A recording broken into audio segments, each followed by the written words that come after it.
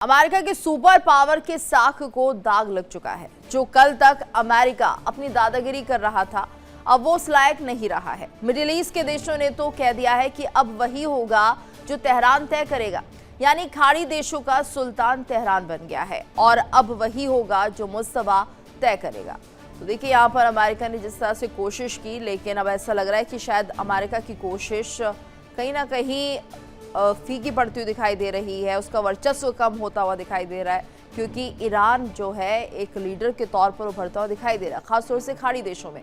तो कहते हैं जंग के बीच में अमेरिका अपनी बेस से ईरान पर प्रभावी नहीं हो पाया और ना तो अपनी रक्षा कर पाया और ना अपने दोस्तों की रक्षा कर पाया। बस यही खाड़ी देशों को नागवार गुजरा और खाड़ी देशों का मोहभंग अमेरिका से हो गया। अब मिडिल ईस्ट के देश क्या चाहते हैं ये भी समझने की कोशिश करते हैं। तो देखिए, जिस तरह से खाड़ी देशों का अमेरिका पर से भरोसा उठ गया है, खत्म हो गया है, तो ऐसे में ये माना जाए कि अमेरिका जिस तरह की सुरक्षा इन खाड़ी देशों को दे रहा था, अब यहाँ के लोग उस पर भरोसा नहीं करते, यानी खाड़ी देश अब इस बात पर भरोसा नहीं कर सकते हैं कि अमेरिका किसी भी तरह से उन्हें प्रोटेक्ट कर सकता है। तो खाड़ी देश अमेरिकी बेस हटाने की मांग कर सकते हैं। सुरक्षा के नाम पर ही खाड़ी में अमेरिकी बेस बनाए गए थे कि आपको हम सुरक्षा देंगे, अमेरिका का दावा था जब अमेरिकी बेस यहाँ पर बनाए गए थे। लेकिन अब जिस तरह से यहाँ पर कहीं ना कहीं अमेरिका की जो पावर है वो थोड़ी कम होती हुई दिखाई दे रही है, इसलिए खाड़ी देश जो है वो अब अमेरिका पर विश्वास नहीं करना चाहते हैं। और इसी पर आज हम चर्चा भी करेंगे कि आखिर अमेरिका का वर्चस्व क्या कम होने लगा है ये माना जाए, और ईरान एक तरह से एक खाड़ी देशों के नेतृत्व की ओर आगे बढ़ता हुआ दिखाई दे रहा है। हमारे साथ मेहमानों का खास पैनल भी जुड़ चुका है। हमारे साथ रिटायर्ड ग्रुप कैप्टन आशीष सहाय जी जुड़े हुए हैं, साथ ही हमारे साथ भू राजनीतिक विश्लेषक मनोज कुमार जी जुड़े हुए हैं, विदेश मामलों के जानकार डॉक्टर अजिताभ सिंह जी जुड़े हुए हैं, और बहुत ज़्यादा अपडेट्स को जानने के लिए हमारे साथ संवाददाता विकास सबरोल भी बने हुए हैं। विकास, सबसे पहले अपडेट आपसे ही ले लेते हैं, क्या कुछ मौजूदा हालात बने हुए हैं अमेरिका और ईरान के बीच, साथ ही खाड़ी देशों की क्या कुछ सोच बढ़ती हुई दिखाई दे रही है?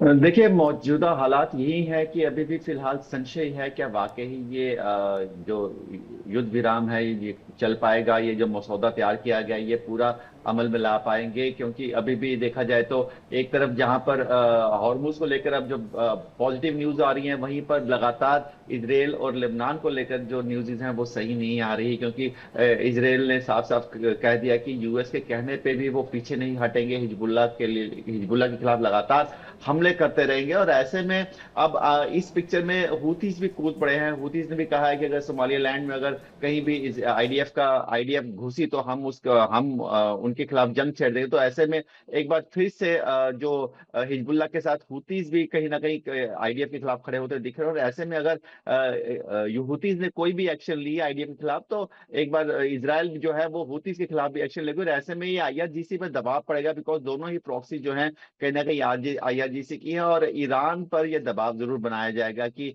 इन मसौदों को, ये जो पॉइंट्स हैं, इनको पहले हल किया जाए, उसके बाद ये आगे की बात की जाए। उधर खाड़ी देश भी कहीं ना कहीं अभी समझ चुके हैं कि वो इस पूरी लड़ाई में वो कहीं ना कहीं पिसते हुए नजर आए अपने आप को, क्योंकि जब हमले किए गए जितने भी यूएस बेस थे तो उनको नुकसान कहीं ना कहीं खाड़ी देशों को हुआ है। तो ऐसे में अब एक नई रणनीति हो सकता है देखने को मिले कहीं ना कहीं, तो उसी को लेकर अब किस तरह से चीजें होंगी ये आने वाले समय में देखना होगा। लेकिन फिलहाल अभी जो ये जो युद्ध विराम का जो मसौदा तैयार हो रहा है, इस पे संशय लगता हुआ लग रहा है कि क्या वाकई ये अमल में ला पाएंगे या नहीं ला पाएंगे। जी,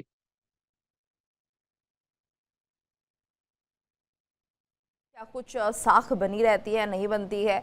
ग्रुप कैप्टन आशीष साय जी भी हमारे साथ जुड़े हुए हैं।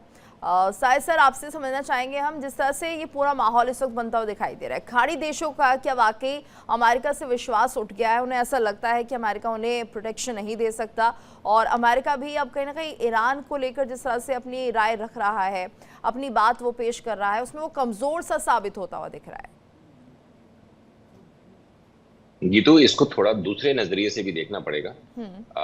अक्सर ऐसा होता है कि युद्ध के समय हम बहुत ज्यादा माइक्रोस्कोपिक इवैल्यूएशन करते हैं टैक्टिकल स्टेप्स का, कि इस जगह को हम नहीं बचा पाए, इस एयर डिफेंस सिस्टम पे हमला हो गया दुबई में एयरपोर्ट के पास या बुर्ज खलीफा के। तो ये बहुत ही माइक्रोस्कोपिक इवैल्यूएशन है और ये टैक्टिकल इन नेचर है। थोड़ा इसे जूम आउट करिएगा तो लार्जर पिक्चर दिखेगी। 28 फरवरी से पहले, कुछ ही दिनों पहले, द ग्रेट आयतुल्ला खमैनी ने बोला था कि अगर अमेरिका ने जंग की कोशिश की तो ये रीजनल वॉर बन जाएगा।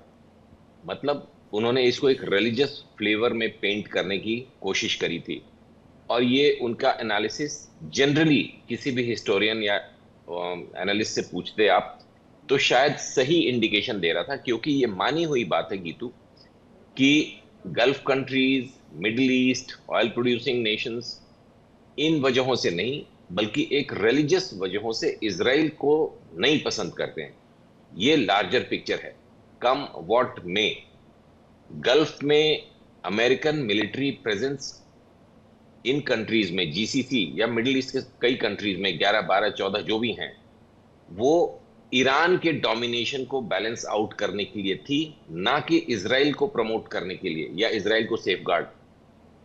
तो ऐसे में इजराइल और अमेरिका का जॉइंट अटैक ऑन ईरान ये बहुत ही सरप्राइजिंग था कि इतने दिनों तक सस्टेन कर लिया, जब ये पता था कि ये अटैक प्राइमरली इजराइल के सेफगार्ड के लिए किया गया है। फिर भी इन कंट्रीज ने, गल्फ कंट्रीज ने, इस्लामिक नेशंस ने अमेरिका का साथ दिया।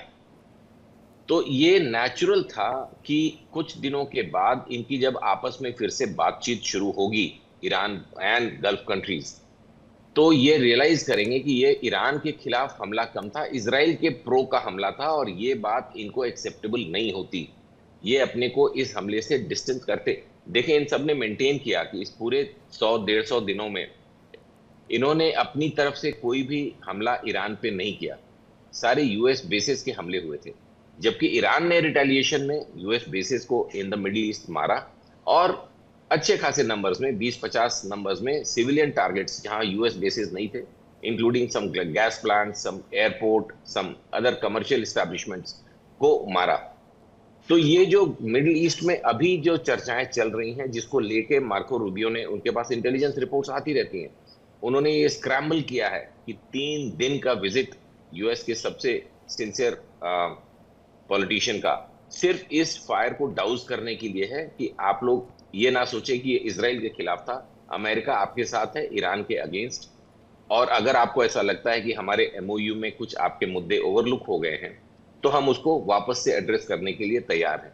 क्योंकि अमेरिका को ये पता है कि जब तक मुद्दा इजराइल वर्सेस ईरान होगा, मिडिल ईस्ट के कंट्रीज, इंक्लूडिंग दोज कंट्रीज जिन्होंने अब्राहम अकॉर्ड साइन किया हुआ है, वो कहीं ना कहीं ईरान की तरफ झुकेंगे, और इससे अमेरिकन डोमिनेशन इस एरिया में चैलेंज होगा। क्योंकि अगर ऐसी सिचुएशन आती है कि अमेरिका को कुछ विड्रॉ करनी पड़े अपनी फोर्सेस, तो ये ना सिर्फ एक स्ट्रैटेजिकल लॉस होगा अमेरिका के लिए, ट्रंप के लिए एक पर्सनल डिफीट की तरह देखा जाएगा कि आप तो जी इनको स्ट्रांग करने गए थे, इन्होंने आपको लाइक नाटो, लाइक ईयू, इन्होंने आपको ही रिजेक्ट कर दिया। क्योंकि कई बार ऐसा हुआ है, इंक्लूडिंग इन दिस वॉर, जब ट्रंप ने बोला है कि हम we will blow off Oman, या कभी कुवैत के बारे में कुछ उन्होंने ब्लैबरिंग्स करी हैं during the war, making the leadership unhappy. तो ट्रंप ने अपनी बातचीत से एज इट इज बहुत से दोस्त खोए हैं, इंक्लूडिंग गल्फ के कुछ कंट्रीज के, वो एक मुद्दा है। लेकिन ये इनका realignment of gulf countries towards Iran या अगेंस्ट इजराइल, जैसे भी आप उसको प्रोजेक्ट करें, it is not because of this war, it is because of Israel, anti Zionism जो उनकी एक फीलिंग है। जी गीतू। बिल्कुल, और ऐसे में अब समझना होगा कि आखिर अमेरिका के सामने क्या कुछ रास्ता बचता है। और जिस तरह से हम देख रहे हैं यहाँ पर डॉक्टर अजिताभ सर, अगर हम पूरे इस प्रकरण को समझे तो क्या कुछ छवि जो है अब अमेरिका की बनती हुई दिखाई दे रही है? अंतर्राष्ट्रीय मंच पर अमेरिका की साख किस तरह से बढ़ी है या कम हुई है, कैसे देखते हैं इसे? जी बिल्कुल जी, बहुत अच्छा आपने पूछा। देखिए, अमेरिका ये गल्फ देशों में बेसिकली आया था अपने तेल की रणनीति के तहत, क्योंकि जिस समय वहाँ बेसेस बने अमेरिका के, उनको तेल चाहिए था, अमेरिका में तेल उस तरह से था नहीं, तो वहां से शुरू हुई और बढ़ते बढ़ते वो सुरक्षा और रक्षा चीजों पे आ गई। अभी निश्चित रूप से अमेरिका की साख गिरी है, इसमें दुनिया में भी और गल्फ के देशों में भी। और इसीलिए आप देखिए, जैसे ही स्विट्जरलैंड में वार्ता खत्म हुई, अमेरिका के विदेश मंत्री गल्फ के दौरे पे हैं। कूटनीति और रणनीति अपने पूरे स्वभाव पे मुझे दिख रहा है। 3 देशों की जो यात्रा कर रहे हैं रूबियो, अभी उन्होंने पहले अबू धाबी गए, फिर वहां से कुवैत, और आज वो बहरीन में है। इन 3 देशों की यात्रा का मेन मकसद यही है कि वहां के जो कंसर्न आए हैं ईरान की युद्ध की वजह से, उस पे उनको सुरक्षा के लिहाज से रीएश्योर करना कि हम आपके साथ खड़े हैं। दूसरी तरफ उनकी जो चिंताएं हैं, उनके जो कंसर्न है, उसको एड्रेस करना, क्योंकि अमेरिका ने ये रियलाइज किया है कि गल्फ के देश उससे दूर जाते जा रहे हैं, बिकॉज वो उस तरह से प्रोटेक्ट जो उनको एक्सपेक्टेशन था वो नहीं हो पाया है। दूसरी तरफ आप देखिए ईरान भी यहाँ बहुत ज्यादा एक्टिव हो गया है, रेदर सुपर एक्टिव हो गया है। अभी वो गल्फ के देश, जो खाड़ी के देश हैं और जो खास करके नेबरिंग कंट्रीज हैं, वहां के ईरान के लीडर्स के लगातार दौरे शुरू हो गए हैं इस बातचीत के बाद। एक तरफ राष्ट्रपति पेजेस्कियन पाकिस्तान के दौरे पे थे और वहां उन्होंने बहुत बड़ा बयान दिया है। एक वो कह रहे हैं कि जो रीजनल कंट्रीज हैं उनका एक नया सिक्योरिटी आर्किटेक्ट तैयार होना चाहिए, सो दैट कि ये आपस में विश्वास का माहौल हो और अमेरिका पे डिपेंडेंसी इनकी कम हो, अमेरिका का इंटरफेरेंस रेदर कम हो। दूसरी तरफ इनके जो स्पीकर हैं गालिबाफ और इनके विदेश मंत्री हैं, वो दोनों अभी पहुंच गए हैं अजरबैजान। बाकू में एक OIC की मीटिंग है, ऑर्गेनाइजेशन ऑफ इस्लामिक कंट्रीज की मीटिंग चल रही है, उसमें कई सारे इस्लामिक देश आए हुए हैं। वहां पे वो बायलैटरल मल्टीलैटरल मीटिंग कर रहे हैं और उसमें भी रीजनल सिक्योरिटी और रीजनल कोलैबोरेशन पे बार बार ईरान के लोग अब बात कर रहे हैं। कहीं ना कहीं उसके पीछे रणनीति यही है कि अमेरिका से जो दूरियां थोड़ी बढ़ी हैं, जो अमेरिका को लेकर शंकाएं पैदा हुई है गल्फ के देशों में, उसको इनकैश किया जाए और एक कोशिश की जाए कि एक रीजनल सिक्योरिटी आर्किटेक्ट भी बने और इन देशों का थोड़ा सा भरोसा भी जीता जाए। दूसरी तरफ आप देख लीजिए ईरान के विदेश मंत्री मस्कट भी पहुंच गए और स्पीकर भी दोनों, और मस्कट के में ओमान के राजा से इनकी बात हुई है। उसमें खास करके हॉर्मुज को लेके इनकी बात लगातार चल रही है कि हॉर्मुज में इन्होंने एक ज्वाइंट स्टेटमेंट जारी करके कहा है कि वहां पे हमारा कब्जा है और हमारा स्वामित्व है, मतलब हम संप्रभु राष्ट्र हैं और हॉर्मुज पे हम दोनों का कब्जा है। और वहां ये भी बात हो रही है कि कैसे हॉर्मुज पे टोल लगाया जाए या सर्विस टैक्स वसूला जाए। इस तरह की चर्चाएं लगातार back to back meetings Oman और ईरान के बीच में हो रहा है, तो ऐसी कोशिश की जा रही है। इसके अलावा आज जो ईरान के विदेश मंत्री हैं, उन्होंने सऊदी के विदेश मंत्री से भी बात की है। मुझे लग रहा है कि एक रीअलाइनमेंट जो है वो खाड़ी के देशों को लेके वो चल रहा है और उसमें सिक्योरिटी का जो मुद्दा है, अमेरिका की जो साख घटी है, इन सारे मुद्दों पे कुछ नया होने जा रहा है। लेकिन गल्फ के देशों के साथ मजबूरी है कि उनके यहाँ पे अभी लड़ने की क्षमता जो जैसी है, पैसे तो हैं उनके पास, लेकिन उस तरह की आर्मी उनके पास नहीं है। बल्कि आप कह लीजिए गल्फ के देशों में तो ज्यादातर पाकिस्तान और दूसरे देशों के सैनिक काइंड ऑफ गए हुए हैं, तो उनके पास तो एक पॉपुलेशन कम है, ये उनका लिमिटेशंस है। दूसरी तरफ अमेरिका से जो भरोसा था और जो डिपेंडेंसी थी, उसकी वजह से वो कमजोर थे। तो अभी टाइम लगेगा उनको अमेरिका से दूर आने में, क्योंकि उनकी मजबूरी है। अमेरिका पे डिपेंडेंसी इतनी ज्यादा बढ़ा दी है। अमेरिका और यूरोप में उन्होंने इन्वेस्टमेंट अपने पैसे का इतना ज्यादा किया हुआ है कि उस पैसे को भी लेके उनकी कहीं ना कहीं शंकाएं रहेंगी। इतनी आसानी से ये अलाइनमेंट जो है वो टूटेगा नहीं, बट रीअलाइनमेंट की कहीं ना कहीं कवायद शुरू हो गई है। जी बिल्कुल, और ऐसे में अब देखना होगा कि रीअलाइनमेंट कैसे होता है मनोज कुमार जी, क्योंकि देखिए जिस तरह से पूरा माहौल इस वक्त बना हुआ है, ईरान को जितना कमज़ोर अमेरिका ने समझा था वैसा हुआ नहीं, और अब हॉर्मुज़ को लेकर कहीं ना कहीं ईरान बहुत मजबूत स्थिति में है। हालांकि दावे बहुत किए जा रहे हैं अमेरिका की तरफ से कि अगर वो बंद होता है फिर से तो एक बार और कार्रवाई की जाएगी। लेकिन अभी मौजूदा हालात को देखते आपको क्या लग रहा है कि अमेरिका के पास अब कोई रास्ता बचा नहीं है? क्या अमेरिका की जो एक साख थी, एक सत्ता थी, एक पावर थी, वो अब कम होती हुई दिखाई दे रही है? हॉर्मुज़ को लेकर भी कहीं ना कहीं निर्णय नहीं ले पाएगा अमेरिका? अमेरिका एक सुपर पावर है और हम लोग देख रहे हैं कि पिछले 40-45 साल से वर्ल्ड पे एक शासन कर रहा है, और उनका जो नीति रहा है नॉर्मली फूट डालो शासन करो, कि किसी दो कंट्री को जो है वो लड़ा देता है और किसी न किसी रूप में वो फ़ायदा उठा लेता है। और हम लोग ये भी देखते हैं कि अपना वेपन्स को वो किस तरह से जो बेचते हैं, वो एक भय का वातावरण खास करके मिडिल ईस्ट कंट्री होता है, साउथ एशियन कंट्रीज हो, जिस तरह से हम लोगों ने देखा कि पाकिस्तान को किस तरह से उन्होंने सपोर्ट किया इंडिया के खिलाफ, और भी जैसे अफगानिस्तान में उन्होंने वार कर दिया। और तो स्वाभाविक है कि मिडिल ईस्ट में जो अभी अवस्था बना हुआ है, इसको लेकर के भले ऐसा लग रहा है कि अमेरिका जो है थोड़ा डाउनग्रेड में है, लेकिन ऐसा अमेरिका होने नहीं देगा। किसी न किसी रूप में मिडिल ईस्ट कंट्री में अपना वर्चस्व बनाए रखेगा।